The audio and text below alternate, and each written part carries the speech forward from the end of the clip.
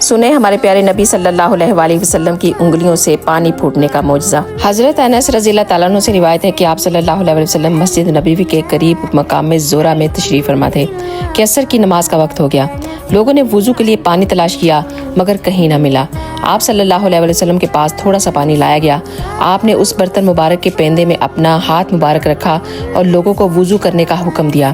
میں نے اپنی آنکھوں سے دیکھا کہ پانی آپ کی انگلیوں کے درمیان سے چشمے کی طرح پھوٹ رہا تھا۔ سب لوگوں نے وضو کر لیا۔ وضو کرنے والے افراد تقریباً 300 تھے۔ حضرت ابن مسعود رضی اللہ تعالیٰ عنہ سے روایت ہے، انہوں نے کہا ایک دفعہ ہم آپ صلی اللہ علیہ وسلم کے ساتھ سفر میں تھے، ہمارے پاس پانی نہیں تھا۔ آپ نے ہمیں حکم دیا پتہ کرو کہ کسی کے پاس کچھ پانی ہے، تھوڑا سا پانی تلاش کر کے لے آؤ۔ آپ نے اسے برتن میں ڈالا اور اپنا ہاتھ مبارک اس میں رکھا۔ پانی آپ کی انگلیوں کے درمیان سے پھوٹنے لگا۔ سبحان اللہ۔ اگر آپ کو یہ ویڈیو اچھی لگے تو پلیز ایک دفعہ ضرور شیئر کیجیے گا۔ جزاک اللہ خیر۔